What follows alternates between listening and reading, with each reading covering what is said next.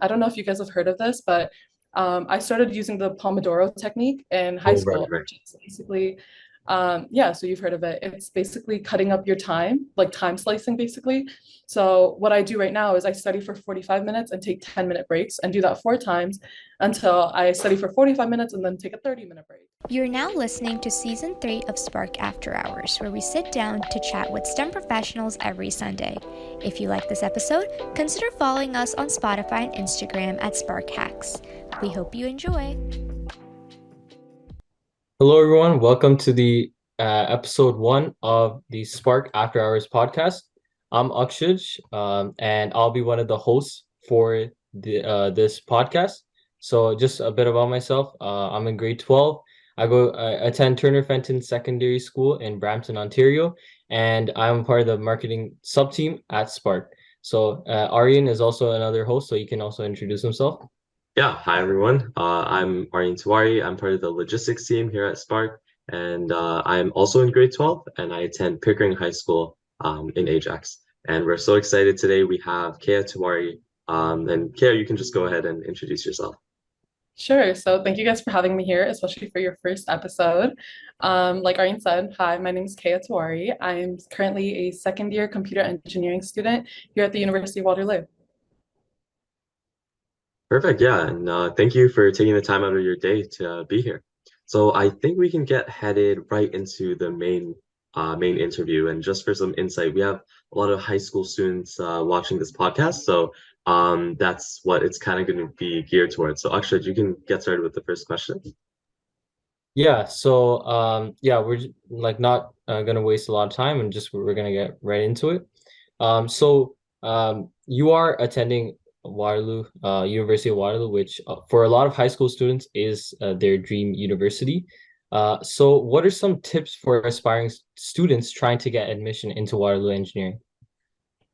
Well, I think what goes without saying is obviously a strong academic record. Waterloo is very competitive, especially in their academics, along with other things. But I feel like the academics are the base that'll get you in. And then apart from that, things you can do to elevate your application or you yourself as a candidate for the Waterloo engineering program is definitely having very good extracurriculars.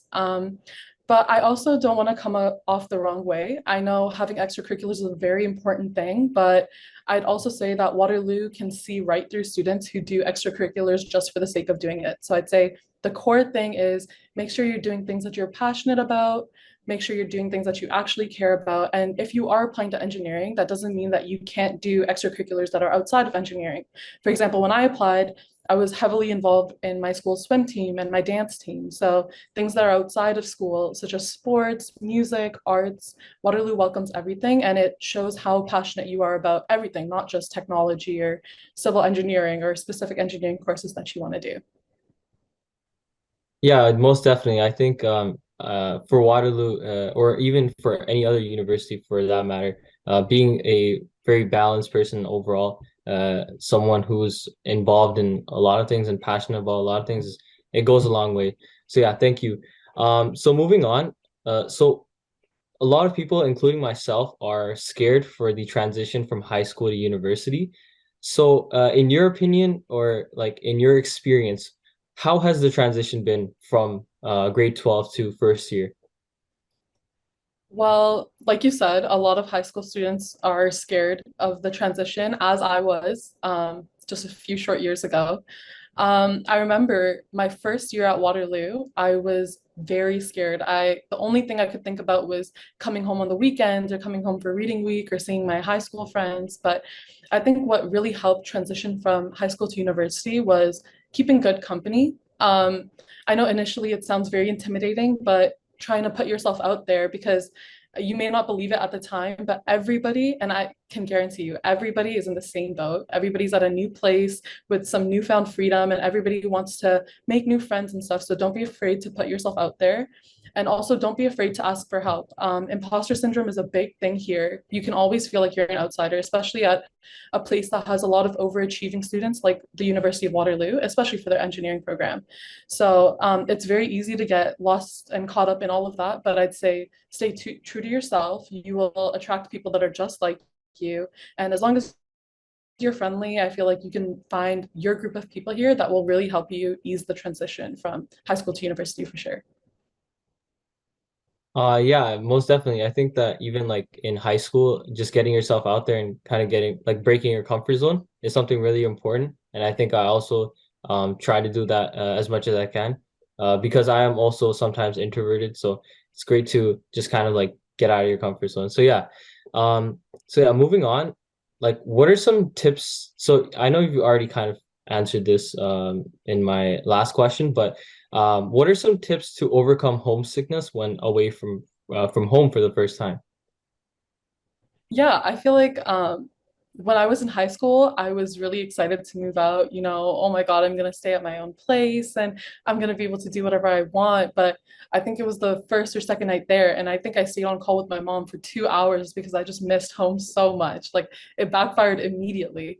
But I think one good thing, as I said, is surround yourself with other people. It's really easy here to get caught up in the mix and isolate yourself, which you don't want to do. So again, go to your classes. After classes, you can stay on campus, join a bunch of clubs, make new friends, and also you can keep in touch with your family. I mean, homesickness doesn't only have to be, oh, I miss the comfort of my own bed. Sometimes having sparing a few minutes a day to call your mom or call your dad or even your siblings and kind of talking about, hey, this is what I'm learning at school today, or checking in with them can really help homesickness. It makes you feel like you're back at home for a little bit. So it's a good break as well from studying. So I'd say, yeah, homesickness is very common. Everybody goes through it here, no matter what they say, because people are traveling very large distance, especially international students or students who live far from Waterloo, right? So I'd say, yeah. So my three main things would be surround yourself with people, get outside of your room, don't just stay locked up in your room, and definitely keep in touch with your family. Yeah, going back to the same thing about breaking your comfort zone, I think is very important, especially for someone like myself or Aryan, who are going into we're going to university next year, so it's very important to kind of break that comfort zone. So yeah, Aryan, you can take over in terms of the next questions. So yeah. Yeah, so thank you so much, Keya, for sharing your insights so far. So I actually want to take it back a notch. I know we've been talking about the actual university process, the transition and everything. But first of all, what are some tips in high school to actually get those high grades that you need for university admission? Yeah, so I think that's a really good question, and it's not a question that is very rare. I feel like a lot of students, especially high school students, always wonder that when they're applying to universities like Waterloo. And I actually encourage thinking like this because high school for me is where I learned my study habits, like what works for me. For example, like some things that I could suggest students do is, I don't know if you guys do this, but definitely practicing is so important. Like For you could sure. read the textbook 100 times, but you're not going to know what you're doing until you actually do it. So doing those 100 practice problems that your teacher posts, but you don't really want to do it, just force yourself to do them. It'll help Yeah. you. And also, I think studying new or trying new techniques is definitely a big one. I don't know if you guys have heard of this, but I started using the Pomodoro technique in high Oh, right, school, right. which is basically, yeah, so you've heard of it. It's basically cutting up your time, like time slicing, basically. So what I do right now is I study for 45 minutes and take 10-minute breaks and do that 4 times until I study for 45 minutes and then take a 30-minute break. And then you repeat the cycle, which really helps me, especially as somebody who loses focus a lot. It's something I really struggle with. I don't know about you guys, but I can't just sit down and work for a really long time.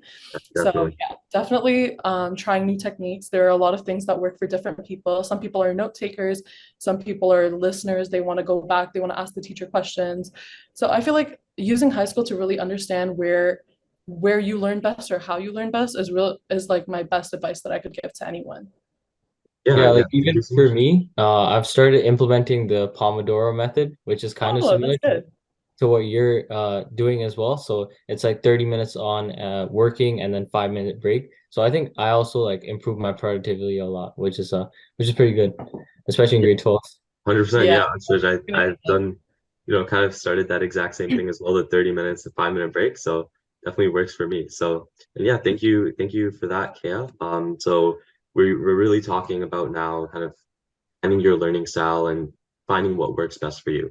And Mhm. what we want to kind of move to now is how transferable are those skills, right? Like, is it just the exact same in university? How different are academics and studying in uni?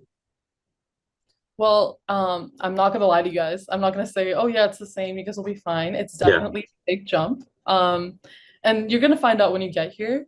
And it's as much as you wish to prepare for it, it's not something you can essentially prepare for. All you can do is figure out, okay, this is what works best for me. And then once you get to university, figure out how that works for you. So the way teaching or learning here is it's very self-studying and very independent learning and stuff. So professors aren't going to be coming after you for assignments that you haven't done, like in high school. You know, in high school we're so privileged, like our teachers will even give us an extra day and say, oh, okay, you know what, like I'll give you an extra day, like I'll extend the deadline. But for university classes where the student numbers are in the hundreds, the teacher isn't going to make an extension just for you.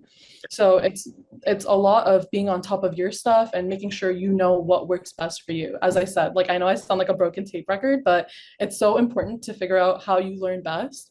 And I cannot stress that enough because it's definitely something I struggled with when I got here. yeah, In terms of content, I'd say high school, especially your physics, your sciences, your maths is definitely like be confident in those skills because those are the foundation for things you learn here. I like to say this a lot, but you can't build a building without a strong foundation. So make sure you know your high school material before you get here. And Waterloo, thankfully, if you guys end up coming to Waterloo, gives you a little introduction to math course before you well, yeah, to Methyl Waterloo. 99, Yeah, Methyl 99. right? Everybody's heard of it. And it's a really good class for getting in touch with your math and kind of giving you a guideline as to what Waterloo expects you to know before you get here. Perfect. Yeah, thank you so much. Yeah, I So think. Sorry. Yeah, sorry. Ashish, go ahead. Yeah, so just as a follow-up question, so maybe if there's a someone listening who's maybe in grade 9 or 10, uh, just as a maybe like a piece of advice that you'd say is kind of really focus on in grade 11 and 12 because those are your foundational years for university, right? For sure, yeah. I know grade 9, 10, you kind of just, you're new to high school and you don't really think it's all that and stuff. And I get it because I was there once. But yeah, I'd say definitely build up to grade 11 and 12. 11 and 12 are going to be your most important years, not only academically, but learning more about yourself. So yeah, I'd say even for people who are in grade 9 and 10, it's never too early to start. Always stay on top of your stuff. Yeah. For sure. Thank you so much. Yeah, thank you so much for that. Okay, I think we're gonna shift gears a bit. Let's say fast forward a couple of years, some of our listeners are in potentially in Waterloo or considering Waterloo. A big part of why Waterloo is such a it's like high esteemed university is because of its co-op program. So as someone who is in the co-op program, what makes that program so great? So yeah, as a student at Waterloo, definitely one of the, as you said, Aryan, one of the biggest things that attracted me here was the co-op program. It was definitely the reason, or one of the reasons, why Waterloo was my number one, and still is this. I would never change my decision, Right. and that's because after doing 3 terms of co-op, so the next term I'm going to be doing my 4 terms of co-op. Mhm. It's really easy to distinguish a Waterloo co-op student because of the opportunities they get or the way that they go about co-ops. So I've gone to work at places where they had co-ops from different universities. And I feel like the main thing that stuck out to me the most is the support that Waterloo students get for their co-ops. Like every student gets their own advisor, and not only one advisor, but 3 advisors for co-ops.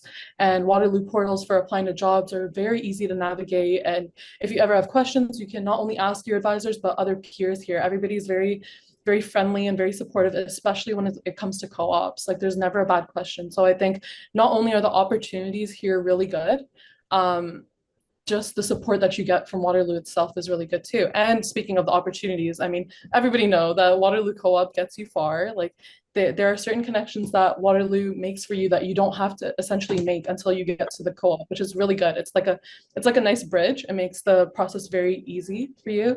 And especially if you're somebody who wants to go international, like applying to jobs nowadays, like if I go on my portals, I'll see jobs in Paris and different countries all over the world. So kind of having that exposure, having that opportunity given to you is probably what makes Waterloo Co-op what it is. Yeah, thank you so much for that. And just a follow up to that as well, I know you mentioned like co-op is really strong because the connections, the support. How's that support been in a time like this where, we're going through a recession, the job market's not the greatest? Has that support been really helpful for you during this time? Again, like just to mention the recession, it is very tough times for everyone. Even people who are applying to full-time jobs, so graduate students who are now applying to full-time jobs instead of co-ops. Hmm. I feel like as for me personally, Waterloo has been very supportive in the sense that they can't make jobs out of nowhere, right? They can't just start hiring all of their students so that they fill a co-op requirement. But That's true. they're definitely addressing the problem. They're not denying the fact that it is an issue and that some people aren't getting co-ops, and they have made certain adjustments to the requirements of terms that you need to do or requirements of the job standards that you need to do. So I know that they're definitely being very supportive in the process and also not just letting it slide. They're addressing it, they're giving us options as to what we can do and guidelines as to what we can do. So I'm very grateful for that support for sure, especially in these times. Yeah, yeah, that's great. So just as a follow-up, or this also goes with like sorry, other university students as well. But let's say like someone is in Waterloo, like one of our listeners or someone like that. So what do you think are some tips as well for like boosting your resume or like your projects or something like that? So like even in this financial uncertainty, people can still be inclined to get co-ops. Yeah, so this is definitely a question that I myself have because I had because I was also in the recession applying to co-ops and stuff like that. And I think one thing or the piece of advice that somebody gave me that stuck to me the most is be true to yourself. On your resume, recruiters, you might not think it, but recruiters can easily see who is making up things and making and not making up things. And even if you get past the resume stage, the second you get to an interview and the way you're answering questions about something that you say that you've made a React web application, but in reality, you just followed a YouTube tutorial and you wrote it on your resume. I think those things are very easy for recruiters to notice. So be proud of what you've accomplished. Obviously, if you've made it this far to Waterloo Engineering or any university engineering and are applying to co-ops, you've definitely done something right, and you should be proud of what you have. Come on a clean slate, and definitely, I'd say the best thing I can or I've done is getting my resume peer reviewed because there are things that you as a co-op student don't see that your other friends can pick up on right away. Like, oh, you know what? I bolded numbers in my applications that makes it stand out more. Or technologies that I've used, I've bolded them so that the recruiters can scanning through resumes because they look through 300, 400 a day can easily pick up on. So that's something I didn't know. And then my friend told me, and that's something I implemented and I started getting interviews. So it's not something that goes unnoticed. So I think definitely checking in, helping other people. If somebody asks you for help, help them as well. Um, because when you help other people, you can learn, oh, okay, they're doing this, and maybe I should implement that on my own too. So I feel like there are different ways to go about it. Obviously, there's also the unfortunate chance that you do all this stuff and you still don't get a co-op. And I feel like that's just a conversation for another day. But I think to increase your chances, I feel like that's the best advice I could give at the time. Yeah, thank you so much. Yeah. Of Um, course. yeah, okay. So I know you mentioned that what's really important for kind of getting these opportunities, of course, you have to make it to Waterloo in the first place, get good grades, and you mentioned extracurriculars specifically. Like that's something that can really set you apart. So let's say you do all these extracurriculars, you find these areas of interest. What can you continue out when you get to Waterloo, right? Like what extracurricular opportunities do you have at the university? Yeah, so I think me and my friends talk about this all the time, Mhm. but Waterloo is definitely a place for everyone. The clubs here, like they have club fairs every term, and every term that we go, more are added to the list, and we get more excited each time. Like, for example, my friend just attended a cheese club meeting. Like, it's for people who really Jeez. like cheese. And if you're on the flip side of that and you are more into technologies, Waterloo is known internationally for their student design teams like Right. Watt AI and Yeah, Waterloop and things like that. So I feel like there's things for everyone. If you're a gamer, if you're into band, if you're into dance, like yeah. personally, the extracurricular that I'm a main part of is women in engineering, which Right. would probably interest some of the listeners right now, because if you are looking for a strong community of women and you're kind of intimidated going into university as an engineer where women are kind of outnumbered at times, women in engineering really helped me with my imposter syndrome, and it's really a welcoming place. And I can say that for most clubs at Waterloo, because they really open you up to new experiences. And maybe you don't like cheese, but you attend a cheese club meeting and now you like cheese, you know? So I think there's definitely a really wide variety of things that you can try here. And I would say don't knock it till you try it. Yeah, thank you so much. Yeah. And I definitely have heard about like Waterloo design teams, how kind of rich the experience is. You get to just learn so much. It's like exponential learning. So yeah, thank you so much for mentioning that. Yeah, even I've heard a club, I think it's called iGEM, which is kind of just like Right. Yeah, I genetic. Yeah, yeah. So it's like genetically modifying or using genetics, DNA, reproductions, stuff like that, which I found pretty cool. So if I do get the chance to sort of attend University of Waterloo, I'll probably, you know, uh, Be sure I'll, to. I'll probably take a look at it. Yeah, yeah. you definitely should. Yeah. Okay, so moving on. So that just basically concludes the main interview section. So Yeah. we're going to move on to a segment in our podcast, which is very short. So it's called Rapid Fire. And essentially, I'll just be asking you a few questions, probably around Got it. four. And yeah, and then you just like say the first thing that comes to your mind, I guess. All right. Got it. So the first question is so summer or winter? Definitely winter. Okay. Physics or chemistry? Physics all the way. Favorite travel destinations? I don't travel a lot, but if I could go again, I'd go to LA. Okay, and then the last one is what is something you'd wish you know wish you knew before starting university? That everybody's in the same boat that I am. I Good feel All like right, that's thank answers. you so a much. Okay, bit that of was I hope yeah, that was fast enough. yeah, no, it was great, and it was yeah, it was really great to have you, Kaya. Thank you so much. With that, yes, this concludes the podcast.